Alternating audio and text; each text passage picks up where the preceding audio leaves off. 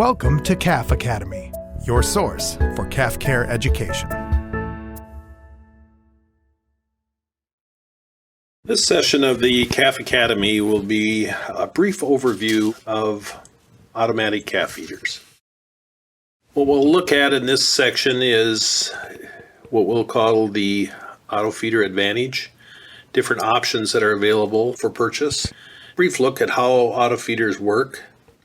We'll talk about feeding programs, facility design, and a few calf management recommendations.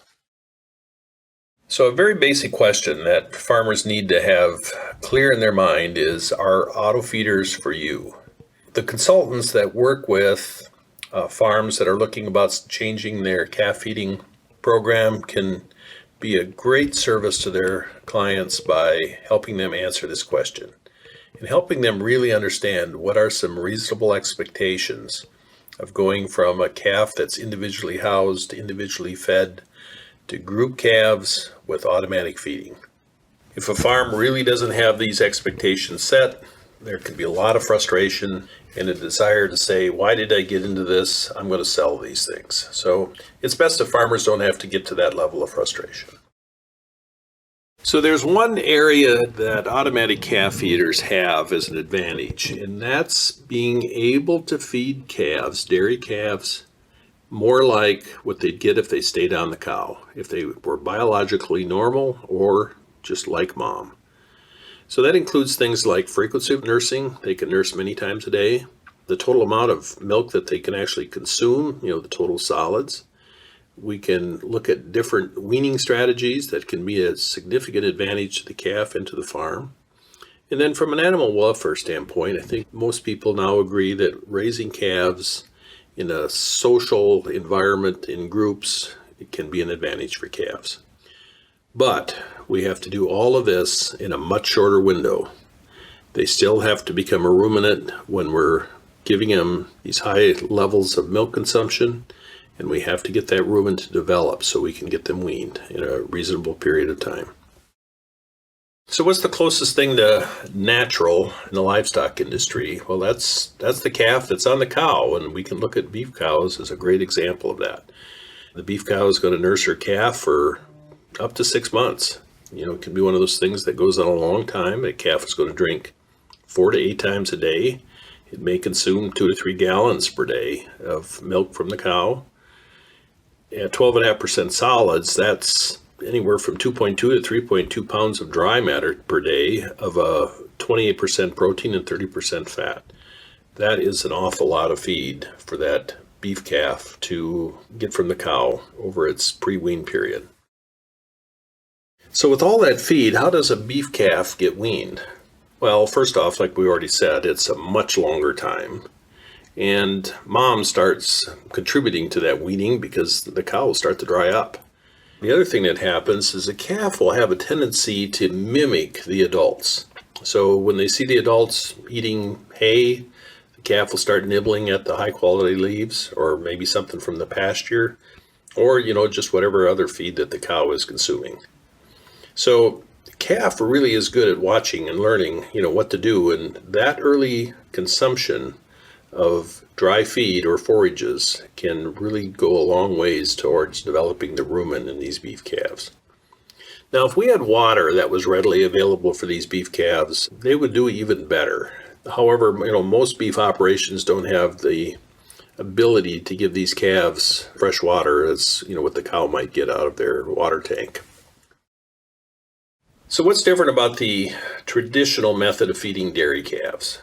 Typically, we feed them on what we usually call a maintenance type of diet. In other words, they're getting just enough to stay alive, just enough to keep the basic biological functions happening, like the heart beating and breathing and moving around and, the basic needs of the immune system. So, traditionally, it's been a twice-a-day feeding, 2 quarts each feeding for a total of 1 gallon per day. This typically will result in about 1 pound of dry matter per day of a 20% protein, 20% fat. Quite a marked difference in comparison to what we already talked about on that beef calf that's nursing off the cow. So what's the outcome? that calf is going to start at a lot lower weight, 70, 75 pounds, and at 6 months it's going to be up to around 500 pounds. Dramatic growth over that 6-month period. Whereas a typical dairy calf is going to be born heavier, 85 to 100 pounds. And at 6 months, we're lucky if we get them in that 350 to 400 pound range. There's quite a difference, and it all ties back to that nutrition level, the ability to drink many times a day, and of course, a longer weaning period. So the automatic feeder has some advantages. It helps meet these performance objectives of better gains, bigger calves. It allows us to monitor feeding behavior through the computerized systems. The fact that these calves can drink and be full, and they can rest and lay down, and we see less destructive type of behavior like cross-sucking and those sorts of things. These multiple meals per day really allows the calf to utilize the nutrients in the best way in these intensive growth feeding programs. Many farms will look at the major advantage of being a labor efficiency. And I'd argue that the labor has to be different. It has to be better at observing calves, much, much better at managing the machines, cleaning the machines, all of those types of things. So what thought of sometimes as a labor efficient advantage becomes just a different type of labor.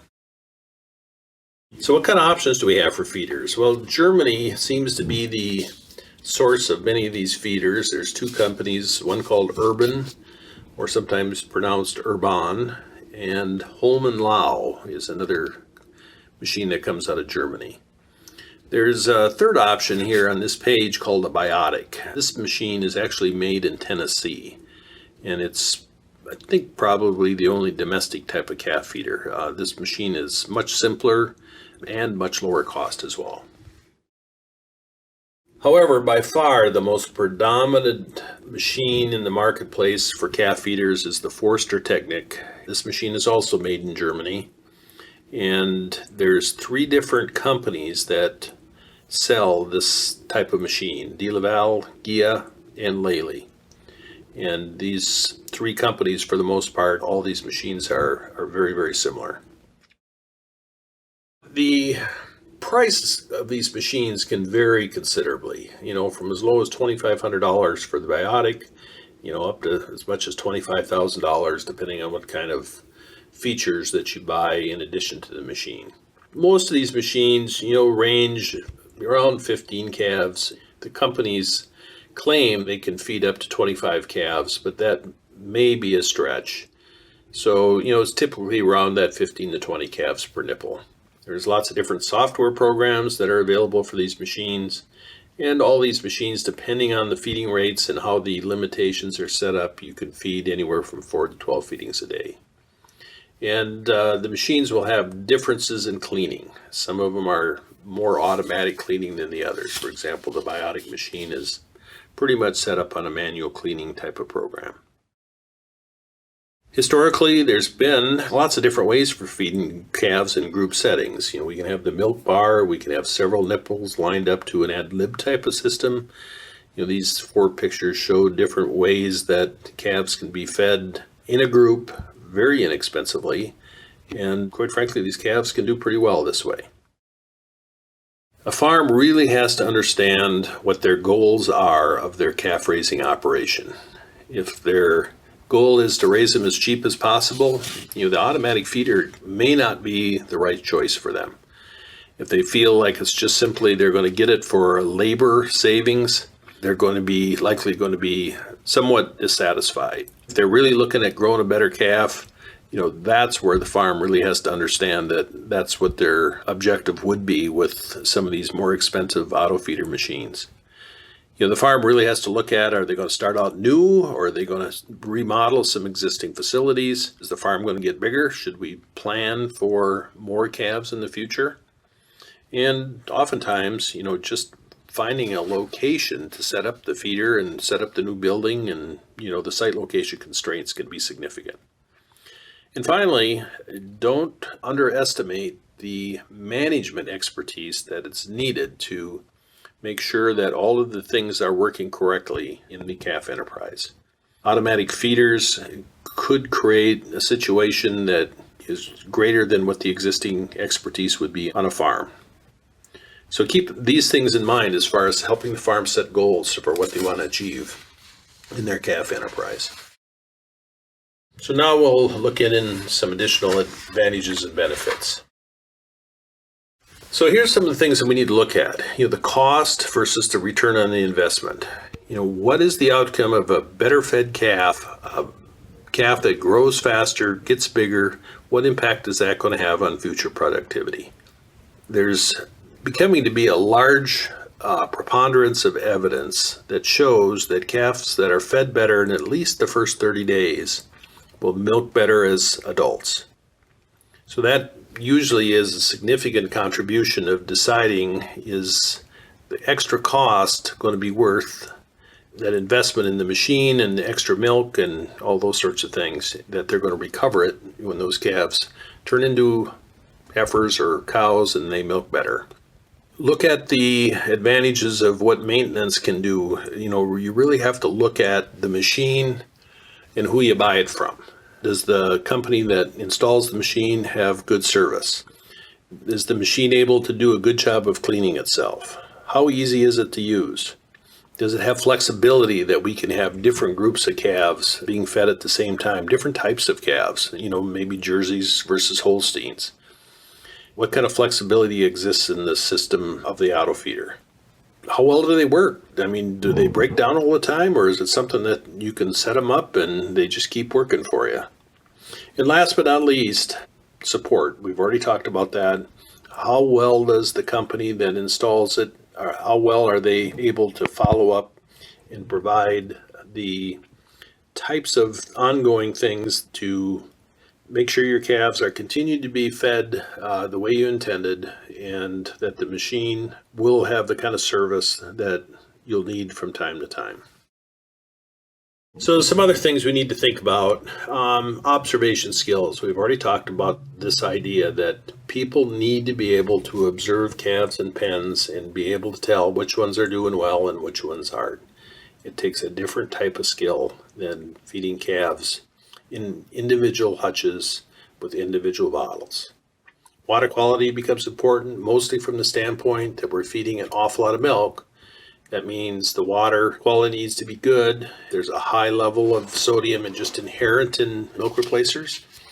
So we got to make sure that we've got a lower sodium type of water that's available for mixing the milk replacer and for drinking in the drinking cups.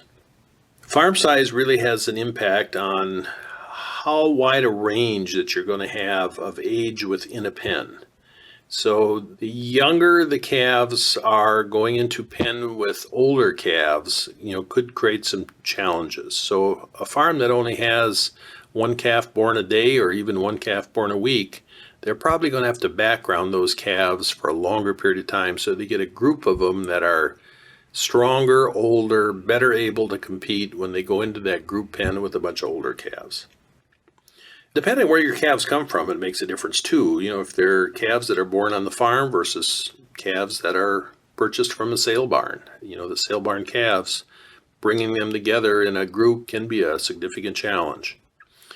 And of course, ventilation and bedding and sanitation and making sure these calves stay clean, dry, and comfortable as they're raised in these group pens. So as you get ready to start putting calves on your new feeder, make sure you really understand what your goals are for growth, what concentration of powder you're going to be feeding, what volume you're going to be feeding, what's the feeding schedule look like. Do you understand how the calf is going to earn the ability to have its next meal? And have you really decided if you're going to feed milk replacer or have a unit that will feed whole milk? It's important to really decide which milk replacer that you're going to use. You have to use the right one. Is it a milk replacer that's going to be consistent from bag to bag and bag to batch? You just have to really be clear that you're going to be using a good quality milk replacer. That milk replacer needs to feed through the machine without bridging in the hopper or causing buildup or residue in the lines. Look for recommendations from people that have used milk replacer in their other machines and give you a good place to start. Understand that mixing temperature is important. There's many milk replacers that are sold that have a hot mixing temperature of about 150 degrees. These should not be used in the auto feeder.